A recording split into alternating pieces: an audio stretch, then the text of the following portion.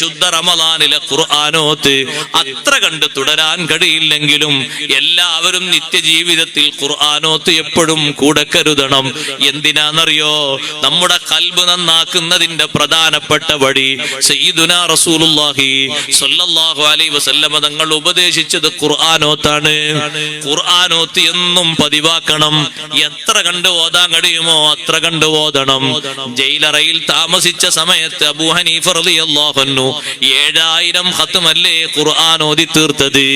ആ ഖുർആൻ ഓതി തീർത്ത സ്ഥലത്തല്ലേ മഹാനവർകൾ വഫാത്തായത്. എത്ര വലിയ സന്തോഷമാണ്. ജയിലറയിൽ 7000 ഖത്മ തീർത്തു എന്ന് പറയുമ്പോ അവർ ജീവിതത്തിന്റെ ഏറ്റവും വലിയ സഹവാസിയായി, ഏറ്റവും നല്ല കൂട്ടുകെട്ടായി കൂടെ കരുതിയത് അള്ളാഹുവിന്റെ വിശുദ്ധ ഖുർആനാണ്. അതുകൊണ്ട് നേരം അതിനു വേണ്ടി നീക്കി വെക്കണം. ഖുർആൻ നേരം കണ്ട് ഓതണം. എപ്പോഴാണോ ജീവിതത്തിൽ സമയം കിട്ടുന്നത് അപ്പോഴൊക്കെ ഖുർആനുമായി നല്ല ബന്ധം സ്ഥാപിക്കണം.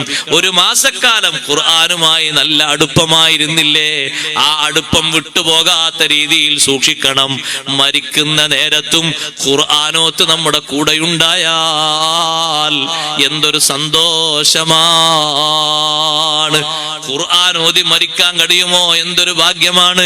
ഉസ്മാൻ റളിയല്ലാഹു അൻഹു വഫാത്തായത് ഖുർആനോത്തിനിടയിലല്ലേ.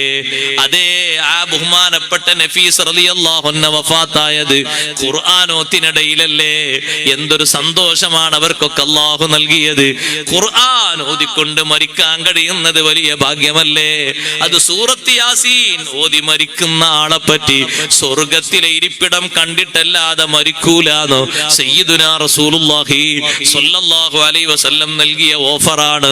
ഓതാനൊക്കെ ഒരു കെൽപ്പ് വേണമെങ്കിൽ ആ ഒരു ബന്ധം നിത്യജീവിതത്തിൽ നമ്മൾ കാത്തു സൂക്ഷിക്കണം. റബ്ബ് സുബ്ഹാനഹു വ തആല നമുക്കതിന് തൗഫീഖ് നൽകട്ടെ. എങ്ങനെ ജീവിക്കുന്ന ആളുകൾക്കും മരണമുണ്ടല്ലോ.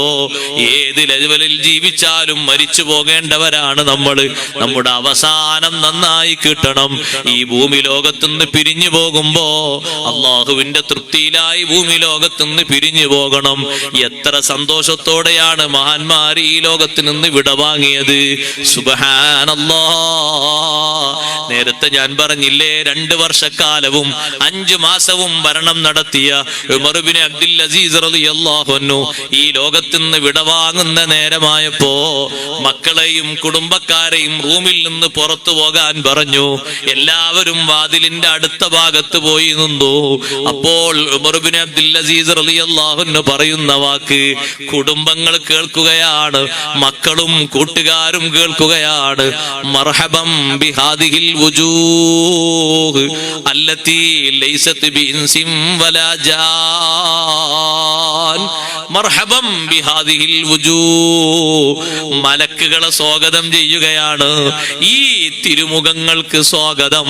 മനുഷ്യരും ജിന്നുകളുമല്ലാത്ത നല്ലൊരു വിഭാഗം വന്നല്ലോ എന്നെ യാത്രയേക്കാൻ, അവസാനം എന്റെ ആത്മാവിന് ശാന്തി നൽകാൻ. റഹ്മത്തിന്റെ മലക്കുകൾ കൂട്ടം കൂട്ടമായി വന്ന മലക്കുകളെ മർഹബ ചൊല്ലി സ്വീകരിക്കുന്നു.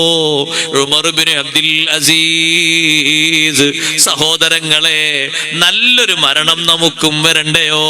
അതിന് നല്ല രൂപഭാവങ്ങളിൽ ജീവിക്കുക, അള്ളാഹു പൊരുത്തപ്പെടുന്ന മാർഗങ്ങളിൽ സമയം ചെലവഴിക്കുക, നല്ല മേഖലയിലേക്ക് ഉയരാനുള്ള ജ്ഞാനം വർദ്ധിപ്പിക്കുക.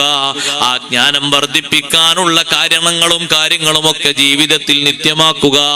ഏതെല്ലാം ഇൽമിന്റെ മജ്‌ലിസിൽ നമ്മുടെ നാട്ടിൽ നടക്കുന്നുണ്ടോ, നിത്യ മെമ്പറായി നമ്മളെല്ലാവരും അതിൽ സംബന്ധിക്കുക. അള്ളാഹു നമുക്ക് തൗഫീഖ് വർദ്ധിപ്പിക്കുമാറാകട്ടെ.